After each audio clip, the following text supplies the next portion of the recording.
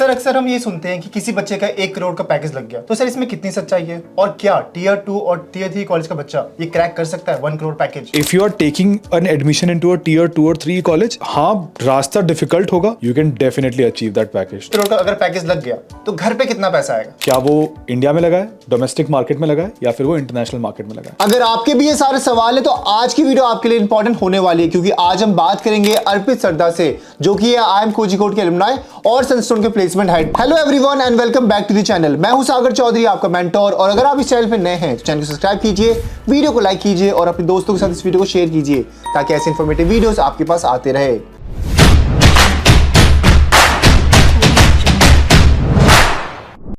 To get free career counseling, check the link in description box and pin the comment below. Sir अक्सर हम ये सुनते हैं कि किसी बच्चे का 1 करोड़ का पैकेज लग गया, तो सर इसमें कितनी सच्चाई है और क्या टीयर 2 और टीयर 3 कॉलेज का बच्चा ये क्रैक कर सकता है 1 करोड़ पैकेज? तो आई थिंक इंटरेस्टिंग क्वेश्चन। इसके बस दो पार्ट में इसको बांट लेते हैं।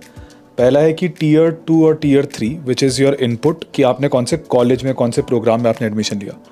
दूसरा है कि उसका 1 करोड़ का पैकेज लग सकता है या नहीं लग सकता, which is an outcome, right, जो कि 3 या 4 साल की एजुकेशन या 2 साल की एजुकेशन के बाद आपका लगता है।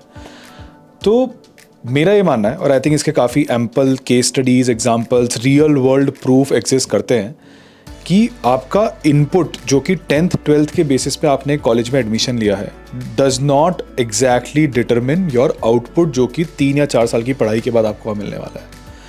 तो to answer your question, yes it is possible, but इसका मतलब ये है कि अगर आपने एक टीयर 1 कॉलेज में एडमिशन लिया है, your access to those opportunities becomes easier, जिसमें आपको 1 करोड़ के पैकेज या जो भी आपको ये सुनने को मिलता है बड़े बड़े पैकेजेस के नंबर, उनकी एक्सेस ईजी मिल जाती है। If you are taking an admission into a tier 2 और टीयर 3 कॉलेज, हाँ रास्ता डिफिकल्ट होगा, बट इसका मतलब ये नहीं कि नहीं मिल सकता है। If you have the right skill, if you have the right inputs, you can definitely achieve that package. तो द नंबर में बी बिगर, द पाथ में be difficult, but yes it's doable. Sir बच्चे का एक question हमेशा रहता है अगर वो MBA कर रहा है कि उसका 1 करोड़ का अगर पैकेज लग गया तो घर पे कितना पैसा आएगा? आई थिंक सही सवाल है, सबको होना भी चाहिए, क्योंकि ये बड़े बड़े नंबर अक्सर आंखों के सामने आते रहते हैं, बट इसके पीछे how does the math work वो सबको समझ नहीं आती। तो I think there are some simple questions that you have to ask yourself. पहला, आपका जो भी पैकेज लगा है, या क्या वो इंडिया में लगा है, डोमेस्टिक मार्केट में लगा है, या फिर वो इंटरनेशनल मार्केट में लगा है। जिस भी मार्केट में आपका वो 1 करोड़ का पैकेज है, बिकॉज कई बार आपका USD टर्म्स में या फिर फॉरेन करेंसी टर्म्स में आपने करेंसी कन्वर्जन लेके इक्विवेलेंट आपने बोल दिया 1 करोड़ का पैकेज लगा है, बट जिस कंट्री में आपका प्लेसमेंट हुआ है आपको उसकी टैक्स पॉलिसीज पता होनी चाहिए, आपको उनका लेबर लॉज पता होनी चाहिए, आपको पता होना चाहिए आपके डिडक्शंस क्या क्या होंगे। I think all of these factors do play a role in determining कि आपका 1 करोड़ जो सुनने में 1 करोड़ है उसका एक्चुअल इन हैंड क्या होगा। तो ये काफ़ी कुछ निटिग्रिटीज होती हैं जो आपको फिगर आउट करनी पड़ेगी। That's just one. सिंपल करते हैं इसको, समझते हैं कि मान लो इंडिया में अगर आपका लगा है, तो आई थिंक एक चीज़ जो आपको बहुत क्लियरली पता होनी चाहिए इसमें, 1 करोड़ जब कंपनी बोलती है कि 1 करोड़ का पैकेज है, it has lot of components to it, right. पहला कॉम्पोनेंट उसका is fixed, which is irrespective, आपको इतना तो मिलेगा ही मिलेगा। फिर सेकंड होता है आपका variable, which is in most of the cases it is a performance linked variable. अगले 1 साल में आपने क्या परफॉर्मेंस करा वहाँ पे against what ever KRAs, KPIs, your responsibilities that you had, उनके अगेंस्ट में आपने जो भी अचीवमेंट करा उससे आपका एक परसेंटेज डिटरमिन होता है कि वेरिएबल कॉम्पोनेंट का इतना परसेंटेज आपको मिलेगा, ठीक है। That's second. Third, which is most important, and I think that's where a lot of students who get a new package don't understand, is the ESOPs, which is company अपने shares जब आपको offer करती है और उनका equivalent amount आपके package में add कर दिया जाता है। आई थिंक इसकी भी काफ़ी निटिग्रिटीज होती हैं। जो ESOPs आपको 1 करोड़, अगर टिपिकल बात करते हैं, मान लीजिए आपका 1 करोड़ का पैकेज लगा है, इन अ रफ सेटअप वो 1 करोड़ का ब्रेकअप ऐसा होता है कि 60% to 70% आपका फिक्स्ड होता है, अनदर 20% और उसका वेरिएबल होता है, एंड रिमेनिंग जितना होता है वो ESOPs होता है, right. That is a ideal breakup, average out जो हम देखते हैं। But of course in an extreme case हो सकता है आपका फिक्स 50% हो, वेरिएबल 20% और 30% भी ESOPs हो। तो हर कंपनी का ये ब्रेकअप अलग अलग होता है। तो पहला आपको ये ब्रेकअप समझना बहुत ज़रूरी है। सेकेंड, फिक्स्ड और वेरिएबल पे आपको फिर भी एक क्लैरिटी होती है, बट ESOPs को लेकर बच्चों के काफ़ी क्वेरीज क्लियर नहीं होते। आपको जानना पड़ेगा कि ESOPs आपके पास वेस्ट कब होते हैं, विच मीन्स कि अगर आपके वेस्टिंग पीरियड 4 years है तो आपको जितने भी ESOPs इस साल बोले गए हैं, मान लीजिए वो 20 lakhs वर्थ है, 20% ऑफ 1 करोड़, अगर उसका वेस्टिंग पीरियड 4 years है तो वो अगले 4 साल में इक्वली डिवाइडेड आपको मिलेंगे। हो सकता है वो इक्वली डिवाइडेड हो सकता है वो पहले साल 10% नहीं मिले और लास्ट ईयर में 40% मिले। तो ये काफ़ी कुछ निटिग्रिटीज होती है जो ESOPs की होती है। तो हो सकता है आपका पूरा 1 करोड़ पैकेज आपको फुल रियलाइजेबल 1 करोड़ ना मिले, उसका सिर्फ 60% आपको रियलाइजेबल मिले और 20% which is variable will come to you. And ESOPs which is third of the foremost component, उसके प्लीज़ निटिग्रिटीज को समझिए कि how does ESOPs come to you, उसका एक्चुअल रियलाइजेशन कब होगा, उसका वेस्टिंग पीरियड क्या होगा, वो सारी डिटेल्स हमें समझनी चाहिए to come to a breakup of 1 crore. Sir बच्चों का ना मेन कंफ्यूजन रहता है कि क्या आज के टाइम पे MBA ओवर हाइप हो चुका है, और क्योंकि हम देखते हैं कि बिना MBA के भी लोग एक अच्छा अमाउंट कमा पा रहे हैं आज के टाइम पे। नहीं, आई थिंक ये this is a very personal decision, right. आपके कैरियर एस्पिरेशंस क्या हैं, दैट शुड डिटरमिन कि आपको MBA की जरूरत है या नहीं है। Okay. अगर आप अपना कैरियर टेक में बनाना चाहते हैं, साइबर सिक्योरिटी में बनाना चाहते हैं और आप कोडिंग बेस्ड जॉब करना चाहते हैं, देन शायद MBA आपके लिए नहीं है, राइट। सो हो सकता है आपने BTech एक बहुत अच्छे एजुकेशन इंस्टीट्यूट से करी है, आपने एक नीश पकड़ लिया अपने लिए, लेट्स से साइबर सिक्योरिटी और cloud computing, and you want to build your career in that, it pays well, right. आपके पैकेजेस उसमें अच्छे लग सकते हैं। तो अगर tech is your aspiration, these kind of profiles are your aspirations, then you can earn good without even doing MBA. Okay, right? Having said that, एक interesting चीज बताता हूँ। पिछले कुछ साल तक CAT, जो कि one of the most prestigious management exam है कंट्री का, जिससे आप अच्छे मैनेजमेंट एजुकेशन इंस्टीट्यूट में एंट्रेंस ले सकते हैं, पिछले कुछ साल तक उसमें सिर्फ 2 से 2.5 लाख बच्चे ही अपीयर होते थे। इस साल जब CAT का एग्जाम हुआ तो उसमें 3.4 लाख स्टूडेंट्स अपीयर हुए। That in itself should tell you कि MBA के प्रति स्टूडेंट्स का रुझान ज्यादा क्यों बढ़ रहा है, which is again a strong indicator, क्योंकि आउटकम्स जो MBA के बाद उनको मिलते हैं, which again helps them in their career, are strong enough, right. That's why number of students who are taking intake into these management colleges are getting higher. तो MBA से outcomes मिलते हैं, I think that is proven and students know this, right. That's why more and more number of students are going for MBA। I think the right question to ask is कि आपको MBA करना क्यों है, आप चाहते क्या हैं MBA से आगे। That is something that you should answer before taking an admission. And personally, I feel there are 2 reasons why any person, or at least I will do MBA, right? Pehla, I think it's to overall develop myself, my soft skills, my presentation skills, my management fundas, ताकि मेरी career growth किसी भी एक जगह पे जाके ceiling ना हो जाए। I have all the right tools, I have the right personality, I have the right soft skills that will help me to grow in my career. That's number 1. And second, I think the access to community and network that it gives you, right? That's unparalleled. जब एक like-minded peer set के साथ आप 2 साल rigorous MBA की degree करते हैं और आपका एक strong alumni base create होता है, that network 10 years down the line, 15 years down the line will give you so much ammo, will give you so much opportunities that you can't even imagine today, right? So second, network and community that you earn while doing MBA, that is one of the most important reasons you should do it.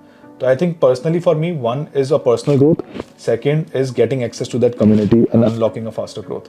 That's why I think more and more number of students are doing MBA. Okay. Sir बच्चों के पास बहुत सारे option होते हैं MBA के लिए, different colleges होते हैं और हर कॉलेज के डिफरेंट पैकेजेस होते हैं, फीस होते हैं, तो बच्चों को क्या सोच के किसी कॉलेज में एडमिशन लेना चाहिए? आई थिंक बहुत मुद्दे का सवाल है, to be honest. While there are lot of factors, let's focus about 2 जो अभी आपने बोला। फीस बहुत वेरिड होती है और प्लेसमेंट्स बहुत वेरिड होते हैं। एंड इवेंचुअली यार अगर आप एक MBA कॉलेज में एडमिशन ले रहे हो, आपका eventual outcome is to establish yourself as a professional in a good company at a good designation with a good CTC, इसीलिए हम करते हैं। अब ये चूज करने के लिए अगर हम इन 2 फैक्टर्स पे ही करें, which is fees and salary, तो एक बहुत ही सिंपल फॉर्मूला देता हूँ, विच is your return on investment, right. At the end of the day it is a transaction. आप एक कॉलेज को फीस दे रहे हो, आप 2 साल की जो पढ़ाई करते हो उससे आपको एक आउटकम मिलता है, which is the CTC that you get. तो there is money in which is the fees that you give, and there is money out, which is the CTC that you get. If you divide these two, CTC divided by fees, that's your ROI. ROI is return on investment. So ideally, whatever colleges are in your spectrum, basis your geographic location preferences, basis your fee capacity that you can pay, you should focus on this one metric, one and the most important metric, which is return on investment, that is ROI. That's how you select colleges. Sir अक्सर हम ये देखते हैं कि जो tier 1 college है, tier 2 है, tier 3 है, इनके पैकेज में बहुत डिफरेंस होता है, तो ऐसा होता क्यों है? क्या इनकी प्लेसमेंट की रियलिटी सच है? सो आई थिंक इसको देखने के तरीके काफ़ी अलग अलग हैं। अगर आप इंडिया के टॉप प्राइवेट इंस्टीट्यूशंस की बातें करो, जितने भी हमारे डीम टू बी यूनिवर्सिटीज़ हैं, IITs हैं, IIMs हैं, आज भी अगर एक रिक्रूटर अपनी कंपनी की ओपन पोजीशंस लेकर मार्केट में टैलेंट ढूंढता है, तो उसकी फर्स्ट एंड फॉरमोस्ट कंडीशन ये होती है कि यार मुझे राइट टैलेंट कहाँ मिलेगा जो मेरी कंपनी को बेटर कर पाए। ये टैलेंट उसको आज IITs और IIMs में बहुत इजीली मिल जाता है, क्योंकि उनका सिलेक्शन प्रोसेस बहुत रिग्रेस होता है। So only the top meritorious people make the cut, right? तो ये सबसे बड़ा फैक्टर है कि टैलेंट जहां अवेलेबल है वहीं पे रिक्रूटर सबसे पहले जाते हैं, ताकि वो best of the best talent अपनी कंपनी के लिए हायर कर पाए। इसीलिए आप देखोगे tier 1 colleges, all the IITs, IIMs, उनका पैकेज ज़्यादा होता है then tier 2, then tier 3। Having said that, जो बड़े बड़े आपको होर्डिंग्स पे नंबर्स दिखते हैं कई बार, या प्लेसमेंट रिपोर्ट में जो बड़े बड़े नंबर दिखते हैं कि हमारे यहाँ पे 50 लाख का हाईएस्ट पैकेज लगा, 1 करोड़ का हाईएस्ट पैकेज लगा, ज़रूरी नहीं हो वो सच हो। You have to always do your own due diligence, which means कि आप जब भी वो 1 करोड़ का नंबर देखते हैं, पहले तो आप ये समझिए कि उस कॉलेज का इनटेक कितना है। उसमें हो सकता है 1000 बच्चे इनटेक ले रहे हो, बट किसी एक बच्चे का वो पैकेज लगा, तो हाईएस्ट पैकेज नहीं, एवरेज पैकेज देखना चाहिए। That's one. सेकेंड, उस पैकेज में भी जो 1 करोड़ 50 लाख का बड़ा नंबर दिया जाता है, ज़रूरी नहीं वो फिक्स्ड हो। जो हमने पहले बात करी थी कि हो सकता है उसमें एक बहुत बड़ा वेरिएबल कंपोनेंट हो, उसमें एक बहुत बड़ा ESOPs कंपोनेंट हो। तो the way these numbers are shown to you, वो काफ़ी ज़्यादा ट्वीक करे जा सकते हैं at the ease of convenience, whatever they want to show, right? So जब भी आप कोई प्लेसमेंट रिकॉर्ड देखें, जब भी आप कोई ऐसा मार्केटिंग पब्लिसिटी होर्डिंग देखें जिसमें एक प्लेसमेंट नंबर को काफ़ी बड़ा दर्शाया गया है, I think the right question to ask is कि क्या ये नंबर वेरीफाइड है, क्या ये नंबर ऑडिटेड है, इसमें कितनी सच्चाई है। वो आपको तभी मिलेगा when you go deeper, when you see कि हाँ ये प्लेसमेंट रिपोर्ट ऑडिटेड है by someone who is neutral, is a third party which is not under the influence of college. अगर वो सील आपको दिखती है एक ऑडिटर की, दैट मीन्स कि ये जो प्लेसमेंट रिकॉर्ड आपको दिखाया जा रहा है वो सच है। तो सर क्या सनस्टोन अपनी प्लेसमेंट रिपोर्ट ऑडिट करवाता है, और अगर करवाता है तो इसका प्रोसेस होता क्या है? आई थिंक सनस्टोन का एक बहुत कोर बिलीफ है in delivering quality education, and one of the most important parameter that a quality education has been delivered और not is the career outcomes और प्लेसमेंट्स। जब तक हम हमारी प्लेसमेंट रिपोर्ट फाइनली ऑडिट करा के सबके सामने नहीं रखते हैं, तब तक हम हमारा क्वालिटी एजुकेशन का जो कोर प्रिंसिपल है वो in all the right sense prove नहीं कर पाते हैं। तो सनस्टोन हाँ अपनी प्लेसमेंट रिपोर्ट ऑडिट करवाता है, to answer your question. And ऐसा नहीं है कि किसी भी ऑडिट फर्म से ऑडिट करा लिया। When we thought about getting ourselves audited, our placement records audited, we reached out to the top placement auditing agencies in the world, in India also. जिस कंपनी के साथ हमने डिसाइड करा कि हम ऑडिट कराएंगे वो इंडिया की one of the leading placement audit company है। उस कंपनी में ना सिर्फ कई IIMs का ऑडिट करा है, including IIM Ahmedabad, one of the leading management institute in the country, उनका भी प्लेसमेंट रिकॉर्ड यही फर्म ऑडिट करती है, जिनका नाम है B2K एनालिटिक्स। तो सनस्टोन ने भी B2K एनालिटिक्स के थ्रू ऑडिट करवाया। ऑडिट का जो प्रोसेस होता है वो काफ़ी रिगरस होता है। एक स्टूडेंट, आपका ओवरऑल जितना भी बैच प्लेस हुआ है और जितना बैच प्लेसेबल था, राइट, एक स्टूडेंट का ऑफर लेटर ऑडिट होता है, विच मीन्स कि ऐसा नहीं है कि आपने प्लेसमेंट रिकॉर्ड भेज दिया और उन्होंने ऑडिट कर दिया। एक स्टूडेंट की फाइल ओपन होती है, उसका डायरेक्ट रिक्रूटर से कंफर्मेशन देखा जाता है, उसकी कहाँ लोकेशन पे जॉब लगी है, किस प्रोफाइल पे जॉब लगी है, किस CTC पे जॉब लगी है, कौन से, कितना उसका फिक्स्ड कंपोनेंट है, कितना उसका वेरिएबल है, कितना उसको ESOPs मिला है। Everything is checked by an independent auditor in detail that I can't even describe, right? Good amount of time is spend on every file, and you can imagine कि अगर ये 1000 बच्चे हैं जिनका प्लेसमेंट रिकॉर्ड ऑडिट कराना है, what sort of an effort it takes. So the audit exercise is really rigorous, and I can say with confidence कि इसमें कोई भी तरह की मैल प्रैक्टिस नहीं होती है। That's why we only chose one of the best auditing company in the country and we got ourselves audited. तो सर क्या किसी स्टूडेंट को एलुमनाई नेटवर्क देख करके कॉलेज में एडमिशन लेना चाहिए, और क्या एलुमनाई नेटवर्क कोई इंपॉर्टेंट रोल निभाता है किसी भी प्लेसमेंट रिपोर्ट के अंदर? आई थिंक एलुमनाई नेटवर्क आपका ऐसा साइलेंट सपोर्ट सिस्टम होता है जिसकी वैल्यू आपको अक्सर लेट रियलाइज़ होती है। अगर आपको वो अपने कॉलेज के फाइनल ईयर में भी रियलाइज़ हो जाए तो बहुत अच्छी बात है, but usually you realize the value once you are in the corporate network and you see कि जो आपके कॉलेजेस से स्टूडेंट्स निकले हैं, जो एलुमनाई निकले हैं, who share the core beliefs, principle, lifestyle, alumni brand as you, how have they fared in life, right?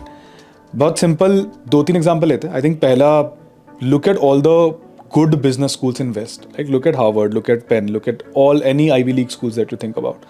Look at their motto, look at the values that they stand for. For example, Harvard ka, again, one of the most important line that I see in Harvard prospectus is they shape the global leaders for tomorrow. And they pride themselves in saying कि हमारे यहाँ पे Harvard से जो भी alumni निकले, they have gone on to become leaders of Fortune 500 companies, presidents of different countries, all the global leaders study there, right? This should tell you the power of alumni network. बहुत personally अगर मैं बोलूँ, आई come from bits Pilani, मैंने अपना BTech engineering वहाँ से करा है। मेरी फर्स्ट जॉब भले ही आउट ऑफ कैंपस हो, मेरी सेकंड जॉब जो मैंने ली वो मेरे alumni नेटवर्क से ही ली है। I knew a lot of people who have graduated from bits in college just by being a part of different clubs, departments, activities. काफ़ी एक बेस क्रिएट हो गया था सीनियर्स का, जूनियर्स का। आई न्यू देम एंड मेरे को काफ़ी वहाँ से भी अपॉर्चुनिटीज़ काफ़ी मिली। Today also we have an annual tradition of meeting up. There is a Bitsian day, we meet up, we exchange notes, we know exactly who in this city works in which company, and we have an entire network of professionals who can help you out, not just there professionally in terms of getting your next job, but in virtually anything and everything. You want to buy a house, you will know somebody who's working in the real estate company. You want to buy a software for people management, you will know somebody who's working in an HR management company. You want to get a solution to hire talented people, there will be somebody who's be working on talent management, right? So in profession also, and wherever you're working, you are just looking out for any service, your alumni base is your go-to channel. And trust me, वहाँ से सिर्फ answer नहीं मिलता, वहाँ से credible answer मिलता है। वहाँ से आपको पता होता है कि यार ये बंदा अगर कुछ रिकमेंड कर रहा है तो काफ़ी इम्पॉर्टेंट ही होगा। तो while entering into a college, while deciding for a college, ये फैक्टर अक्सर मिस हो जाता है। आई विल रिकमेंड कि एल्यूमिनाई बेस कहाँ पे है, कौन से कॉलेज में है, कहाँ पे वो प्लेस हुआ है, कहाँ पे आज उनके एल्यूमिनाई ने क्या इम्पैक्ट कॉन्ट्रीब्यूट करा है। These are the factors you should definitely consider, and early into your college life try and make the best use of this network. This will really reap good results in very very long term. Sir mostly जो MBA college की fees है वो बहुत high होती है, तो क्या MBA करने के बाद स्टूडेंट का पैसा वसूल हो पाता है कि नहीं हो पाता? आई थिंक जिस कॉलेज में आप एडमिशन ले रहे हो, आई थिंक अगर जितनी आप फीस दे रहे हो और जितना आपका पैकेज लगता है, इन दो मेट्रिक्स को पकड़े तो ROI is the right way to look at it. 2 साल में आपने कितनी फीस दी और आपको कितने की आपकी जॉब लगी, कितने का आपका CPC लगा, right? If you divide these two, that's your return on investment. बहुत सिंपल मैनेजमेंट फंडा है, फर्स्ट ईयर ऑफ कॉलेज में आप सीख जाएंगे। अगर आप इंडिया के टॉप मोस्ट कॉलेजेस देखें, which is all the IIMs, right? their fees is close to 20-25 lakhs. उनका average package is also around in that range, right? तो किसी IIMs का हो सकता है ज्यादा हो, किसी का कम हो, but on an average all the IIMs का रिटर्न ऑन इन्वेस्टमेंट अगर हम ये सेम फॉर्मूला लगाएं तो आता है अराउंड 1.0 to 1.1 के बीच में. That's the average that I am telling you. For all the private institutions, which are again they're good private institutions, उनका ROI आता है somewhere close to 0.75 to 0.9 के बीच में. Okay. Any college जिसका ROI is less than 0.5 is probably not the right investment that you are making in your MBA. Right? You should always see कि मैं कितनी fees दे रहा हूँ और मेरा रिटर्न कितना आ रहा है उसमें, मेरे को एवरेज पैकेज कितना मिलता है उस कॉलेज से. Again not the highest package, average package that you get, that the entire batch gets. At Sunstone, when we got ourselves audited, हमारा ROI at Sunstone again is 1.54, which is way higher than any other colleges, right? So it's not that कि आपका package कितना लग रहा है. You should always compare it with आपने fees कितनी दी है, and that's return on investment. So the college which gives you a better return on investment is probably the right college to choose. Okay, that's great. I hope कि आपको सारे questions के answer मिल चुके होंगे, लेकिन अगर आपके फिर भी कोई डाउट बचते हैं तो आप नीचे कमेंट सेक्शन में पूछ सकते हैं. तो तब तक के लिए आपको वीडियो को लाइक करना है और चैनल को सब्सक्राइब करना है. तो मिलते हैं नेक्स्ट वीडियो में, तब तक के लिए गुड बाय.